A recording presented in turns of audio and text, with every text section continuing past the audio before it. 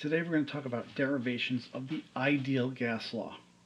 Now before we get into derivations, derivations that means we're going to derive equations using the ideal gas law.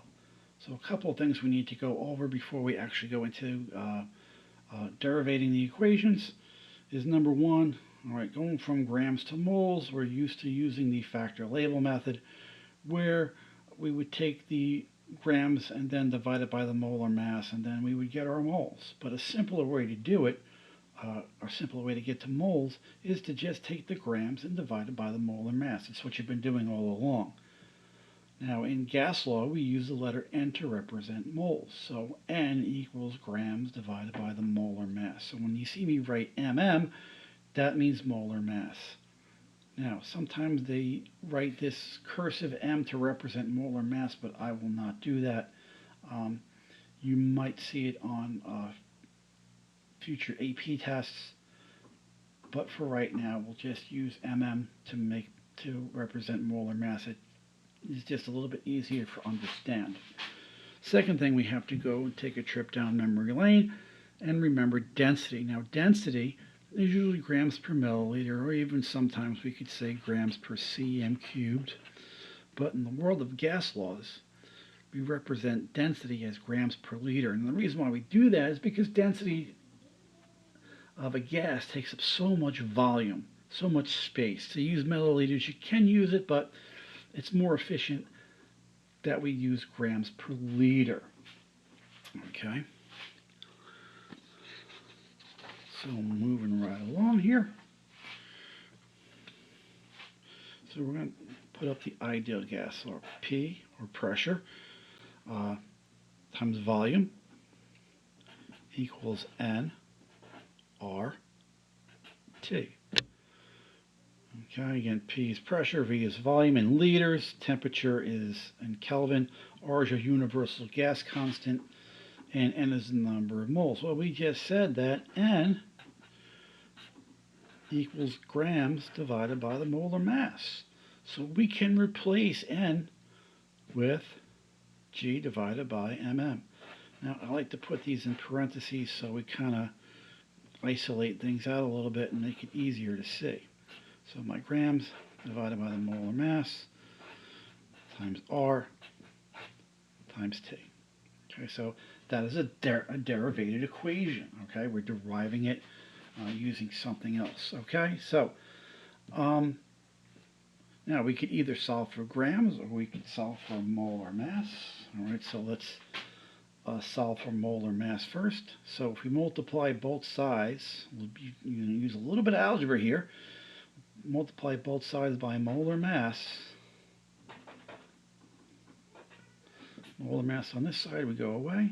So we have our new equation, molar mass times pressure volume equals grams times RT. Okay, and solving for molar mass, we have the molar mass of a gas would equal G times RT. Again, divide both sides by PV.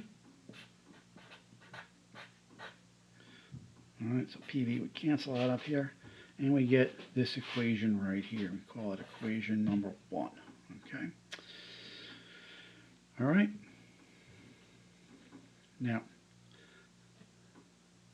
since this is a distributive property, I'm going to move the P and the V. All right, I'm going to flip them. So what do I mean by that?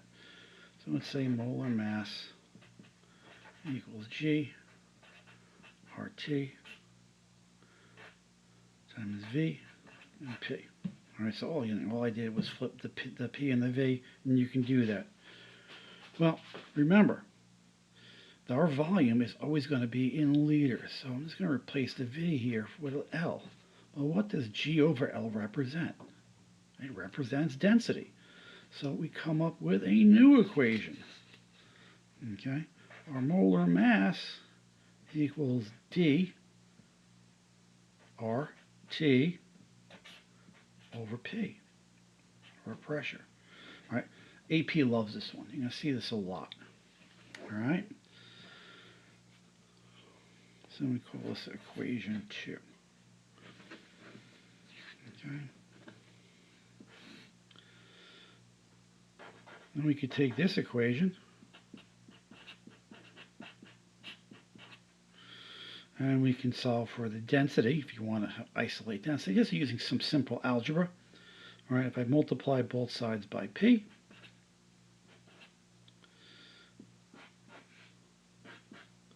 p goes away here. So I have p times mm equals d RT. And again, I want to get d by itself, so I divide both sides by RT. RT goes away, and I can have the density of a gas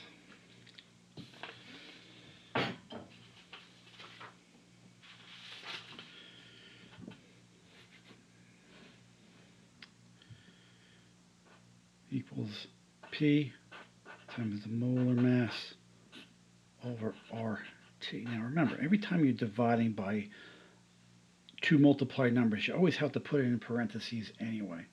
So we'll call this equation number 3. Okay? And then finally, one more equation. Okay, going back to our equation 1 over here. Right, the molar mass equals G RT over PV. Okay, over here, I'm just rewriting that. You can solve for the mass.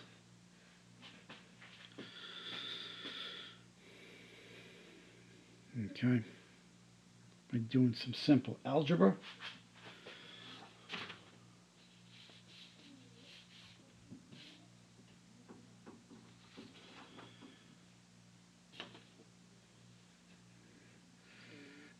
By multiplying both sides by PV, I would get G over RT equals MM times PV. And then obviously I would just simply divide both sides by RT. And I would get MM times PV divided by RT. Sorry, I was writing out of the screen there. Sorry about that. So again, this would be equation number 4. This is where our mass would come from. All right. So, and again, here we have our density. Right. And over here, our molar mass is always in grams per mole, if you can remember that. So we're going to use these 4 equations right here to answer some questions. So I'm going to run through some problems we'll go over right now.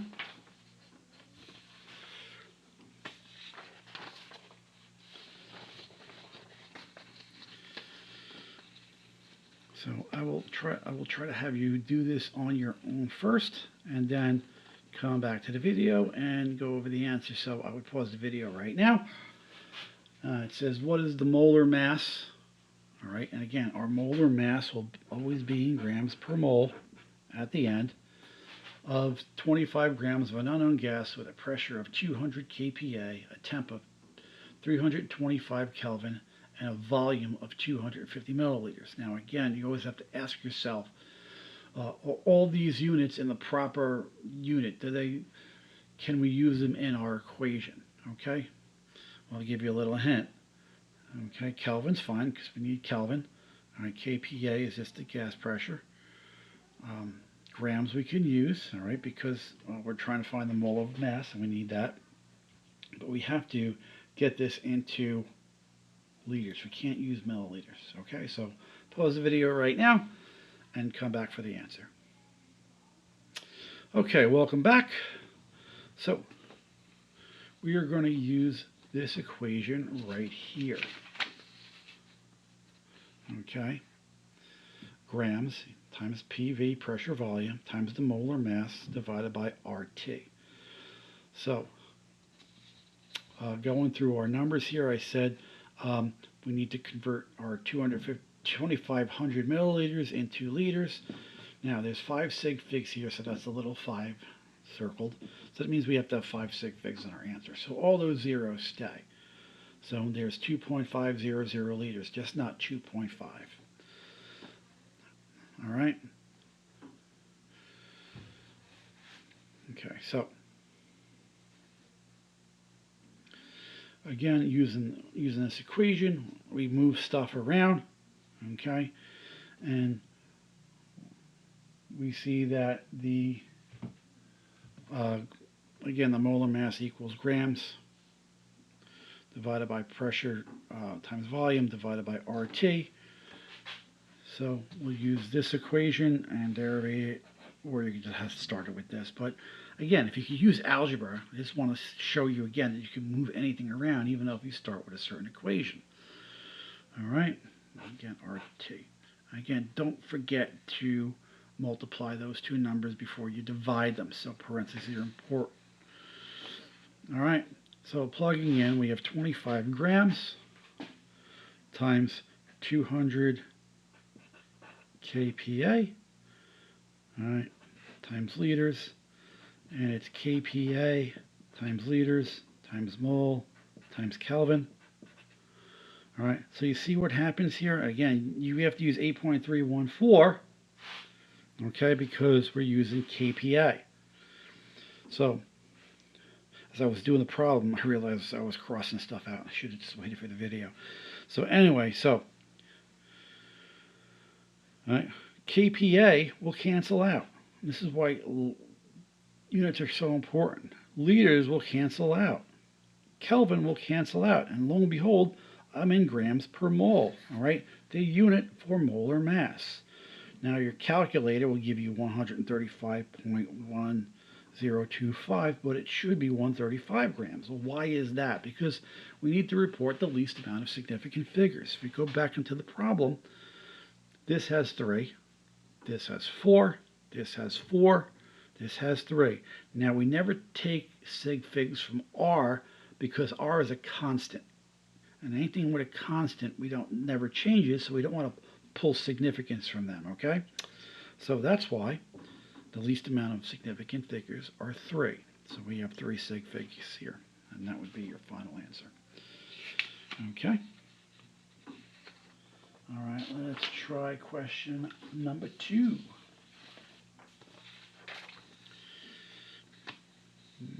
Okay, question number 2. It says,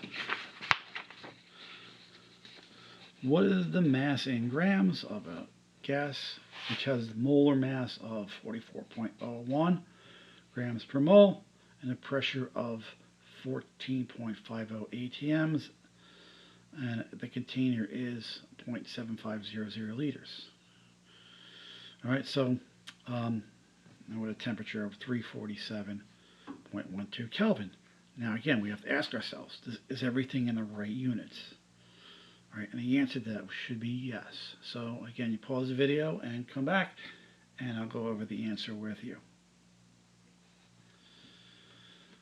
Okay, welcome back. So again, we want to use this equation, all right, PV times the molar mass over RT. All right, and again, plugging in, okay, 1.4050 atm. All right, 0.7500 liters, 44.01 grams per mole. And again, you have to make sure when you're doing this, you are putting parentheses around these two numbers. We're going to use 0.0821 because we're using ATMs. All right, and the unit would for R would be ATM times liters, mole times Kelvin. All right, and everything will cancel out as you see here and be left with grams. So this has 4 significant figures because this has 4 sig figs, this has 4, this has 4, and this has 5. Well, you might say, well, that has 3. But again, can we use R for our purposes of assigning significant figures to the final number. No, we can't because R is constant. It never changes. So we don't want to use the R value in reporting our final number. Okay? All right, so these are pretty easy problems. They just have a lot of moving parts to them. We'll do one more and then call it a day. Okay, so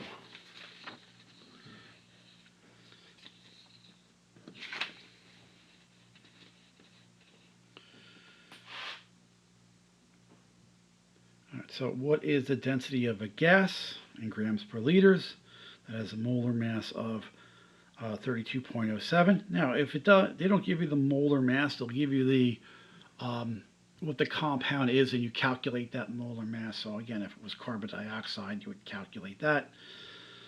All right. The pressure of 800 mmHg and a temp of 32.18 C. Now, 32.18 C is not in Kelvin, so we have to convert that. All right, so hit pause and come back for the answer. All right, welcome back, and we'll go over the final answers. Like we said, we have to convert our Celsius into Kelvin, so we add 273.15. Now, when you're adding stuff, it's places behind a decimal. It has nothing to do with the amount of significant figures. So this has, the first number has 2 places behind a decimal. The second one has 2. So you only need to report all those 2 places behind a decimal. Now, if this was just 32, then I would only report 0 places behind a decimal, right? So you have to keep that in consideration. So again, we are using the density equation. Density equals the molar mass times the pressure divided by RT, and we should get our density in units in grams per liter. All right, plugging in. Again, putting our molar mass in at 32.07 grams per mole times the pressure at 800 mmHg. And again, make sure you put parentheses around this when you divide it. Our R is going to be 62.4 because we're using mmHg, and that's the R value for mmHg, or torr, T-O-R-R. All right, and if you notice, moles cancels out, so they go away. Kelvin cancels out, goes away. mmHg would cancel out, goes away, and we're left with grams and liters, so they stay. So over here we have 4 significant figures. Here we have 4 again. Here we have 5. Again, so the lowest one would be 4. So again, you might say, well, there's a 3 there, but again, that's the R value, and we don't draw significant figures. So again, our calculator will give us this big number. We are limited to 4, so our answer would be 1.37 grams per liter. Okay. Now, AP gives a little leeway with significant figures of plus or minus 1. So what does that mean? So it means if the answer should have 4 significant figures, it's okay to report 3. It's even okay to report 5. But any variant plus or minus 1 would not be okay. All right, and I will follow that rule as well for the entire year. Well, thank you for watching, and I'll hope to see you soon.